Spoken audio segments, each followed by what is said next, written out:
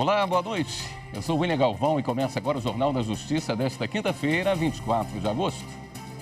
O plenário do Supremo Tribunal Federal retoma julgamento sobre a descriminalização do porte de drogas para consumo próprio. Esse é um dos destaques de hoje e você acompanha também nesta edição. STF confirma que é facultativa a presença de advogados em centros de conciliação. Supremo valida prorrogação antecipada de contratos de concessão de transporte público em São Paulo. E ainda, representantes de tribunais de todo o país debatem em Minas Gerais as funcionalidades do PJE, o processo judicial eletrônico.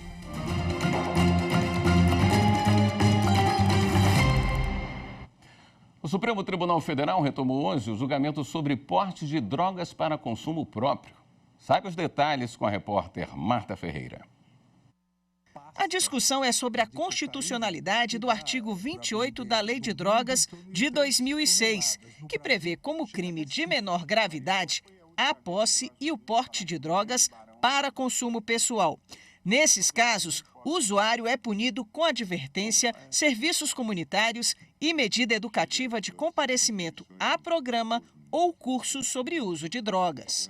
O caso chegou ao Supremo depois que a Defensoria Pública de São Paulo recorreu de uma decisão que condenou um homem a serviços comunitários flagrado com 3 gramas de maconha. O argumento é o de que o artigo questionado contraria o princípio da intimidade e da vida privada, uma vez que a ação não implicaria em danos a bens jurídicos alheios. O caso tem repercussão geral, ou seja, a decisão do Supremo vai valer como parâmetro para todas as instâncias da Justiça.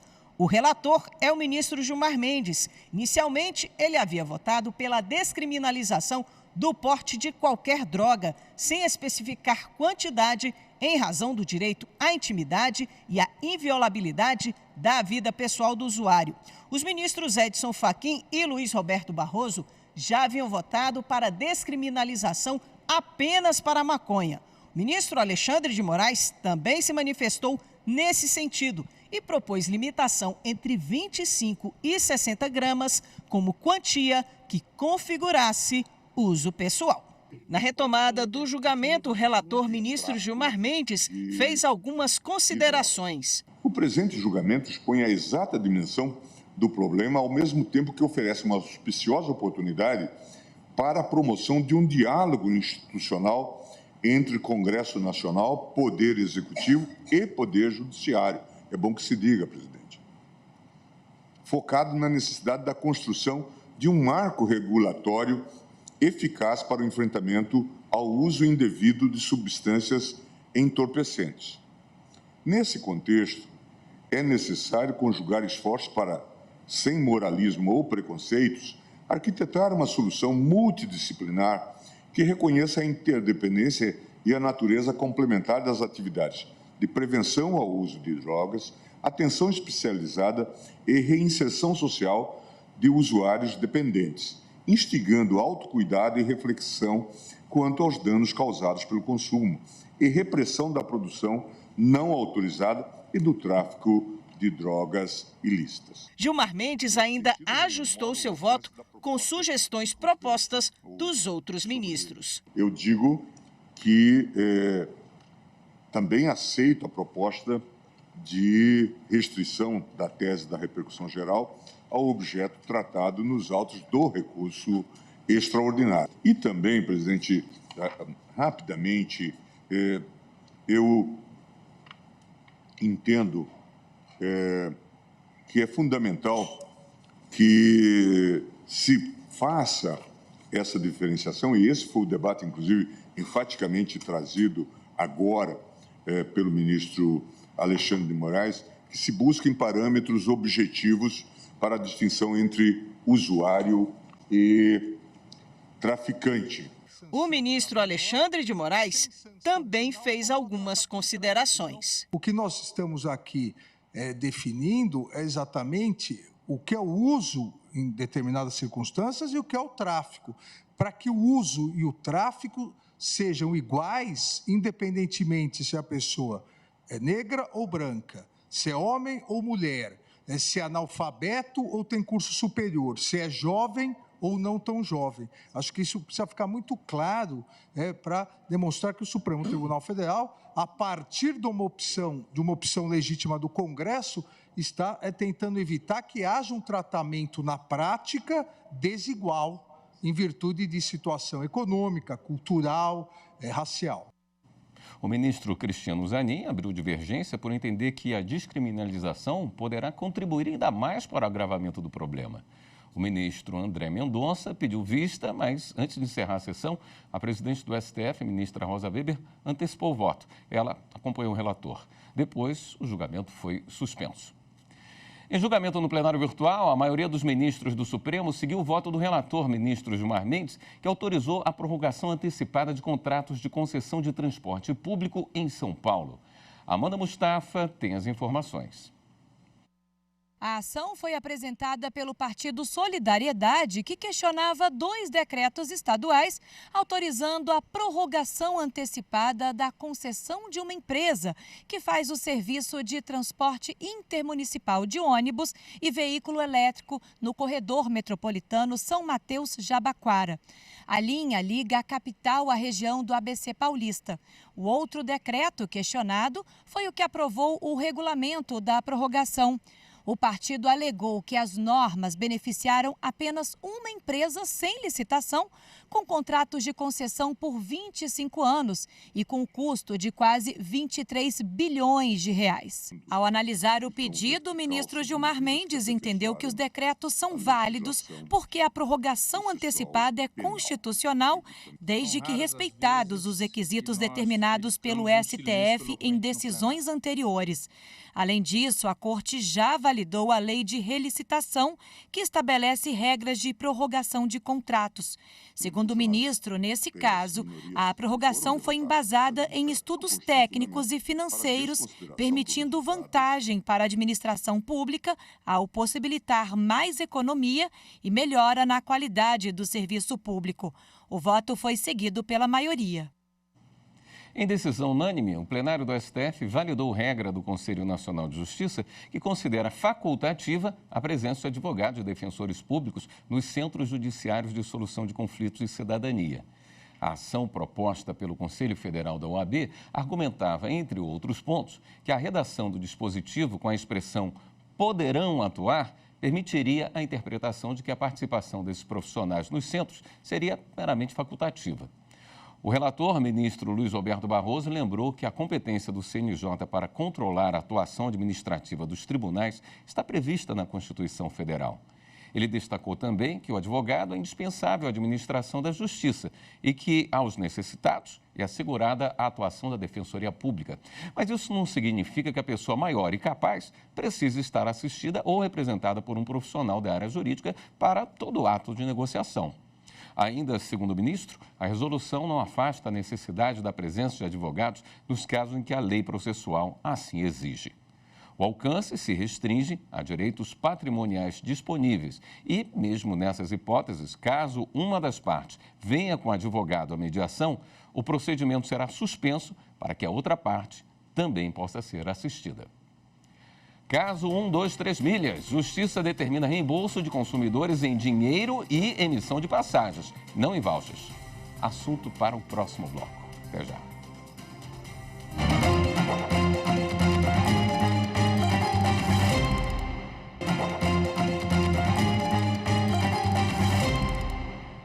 O plenário do Tribunal Superior Eleitoral decidiu não reconhecer o recurso em habeas corpus apresentado pelo deputado federal Marcelo Crivella, do Republicanos, contra uma decisão do TRE do Rio de Janeiro. Para o relator, ministro Floriano de Azevedo Marques, houve perda de objeto no caso, já que o habeas corpus original era contra a decisão da Justiça Eleitoral, que encaminhava o processo para a Justiça Comum Estadual. A decisão foi unânime. Eu concluo meu voto no sentido de não ser possível conhecer esse recurso por perda do objeto e, ainda que o fosse, seria igualmente aferir imediatamente de plano, sem profunda incursão no contexto fático probatório incabiente aqui nesta via, situações como a tipicidade da conduta, extinção da punibilidade, evidente ausência de justa causa e ilicitudes da delação que dá origem aos procedimentos. Sendo assim, a única conclusão processualmente adequada em vista do devido processo constitucional penal é o não conhecimento do presente recurso em habeas corpus, no sentido do qual é o meu voto, senhor presidente. E também por unanimidade, o TSE negou recurso e manteve a reprovação das contas de Gessé Silva, que foi candidato a vereador na cidade mineira de Sabará nas eleições de 2020. O relator do caso, o ministro Benedito Gonçalves, manteve a decisão do TRE de Minas Gerais, que não aprovou as contas de campanha porque o candidato não abriu uma conta bancária específica. Conforme nossa jurisprudência, a não abertura de conta bancária específica configura falha grave que compromete a regularidade das contas e enseja por si só a sua desaprovação, ainda que não tenha havido movimento financeiro. O presidente do TSE, ministro Alexandre de Moraes, convidou a sociedade, em especial universidades, instituições e especialistas em tecnologia, para participar do teste público de segurança da urna de 2023, que será realizado de 27 de novembro a 1º de dezembro, na sede do Tribunal Superior Eleitoral. O anúncio foi feito na abertura da sessão plenária desta quinta-feira.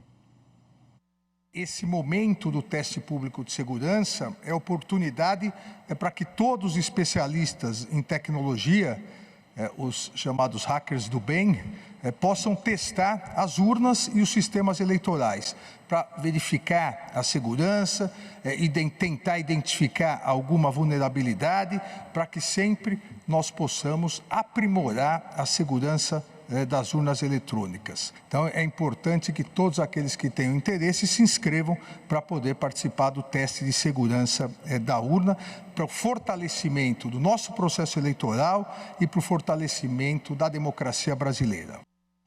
O Ministério Público Federal pediu na Justiça o cumprimento da sentença que determina que o Estado do Amazonas adote medidas contra práticas de violência obstétrica no sistema público de saúde.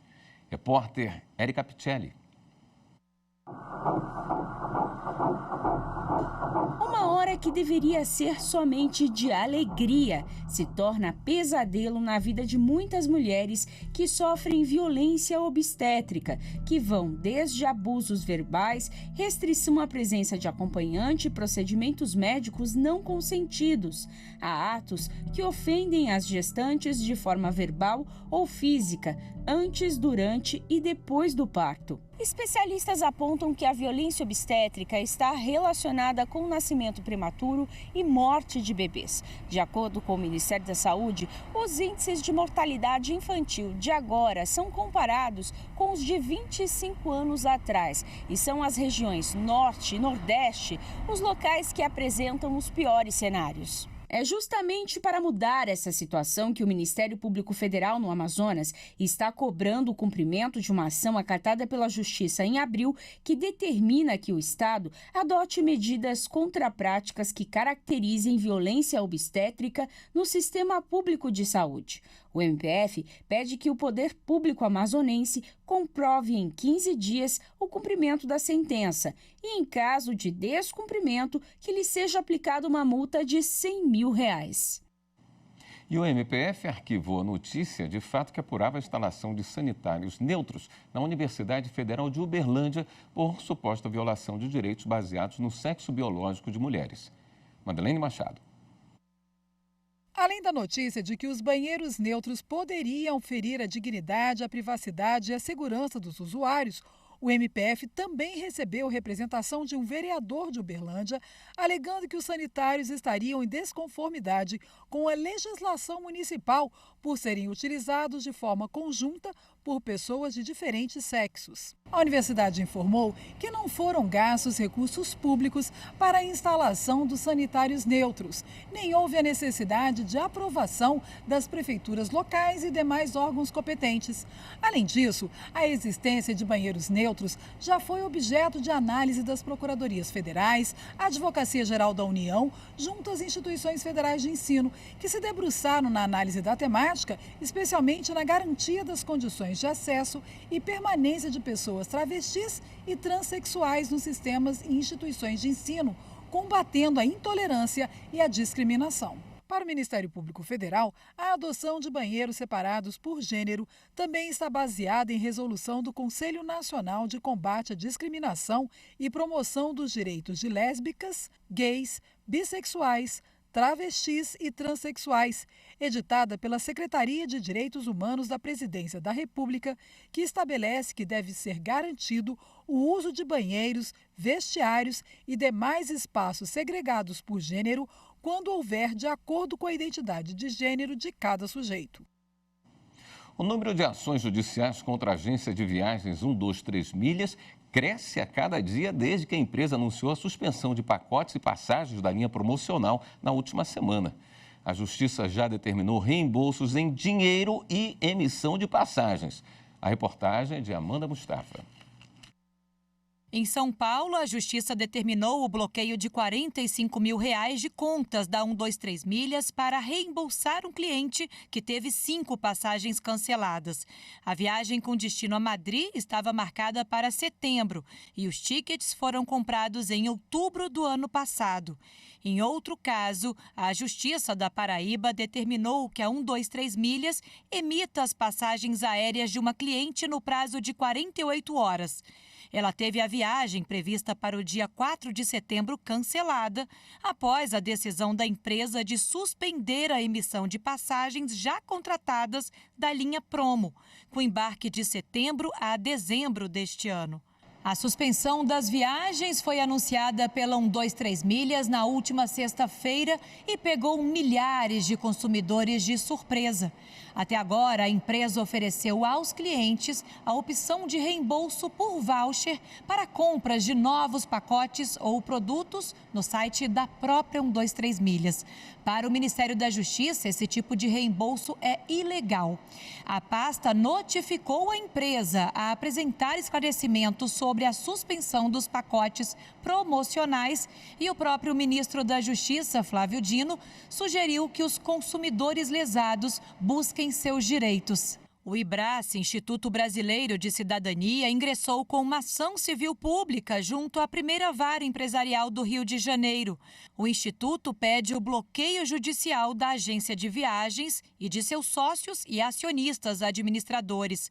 A entidade solicita ainda que a Justiça fixe um valor para garantir eventuais indenizações a consumidores. A seguir, representantes de tribunais de todo o país debatem as funcionalidades do processo judicial eletrônico. Voltamos já.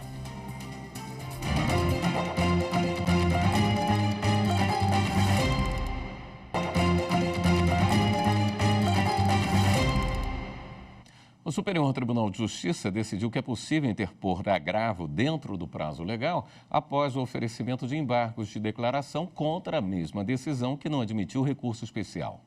Quem explica é o repórter Rafael Porfírio. O entendimento foi firmado pela Corte Especial em julgamento de embargos de divergência apresentados por uma empresa contra a decisão da segunda turma do STJ, que, embora tenha reconhecido a tempestividade do agravo, aplicou a preclusão consumativa em razão de a parte ter oposto anteriormente embargos de declaração à mesma decisão que inadmitiu o seu recurso especial. A empresa apontou precedentes à terceira turma, no sentido de que a oposição de embargos de declaração não pode desconfigurar o completo acesso da parte ao recurso especial. Ao prover os embargos de divergência, a Corte Especial do STJ afastou a preclusão consumativa e determinou que a segunda turma do tribunal prossiga com o julgamento do agravo em recurso especial interposto pela empresa. A relatora ministra Nancy Andrighi ressaltou que o STJ consolidou o entendimento segundo o qual os embargos de declaração, quando opostos contra a decisão que inadmite o recurso especial na segunda instância, não interrompem, em regra, o prazo para a interposição do agravo, único recurso cabível nos termos do Código de Processo Civil em relação à decisão do primeiro juízo de admissibilidade do recurso especial.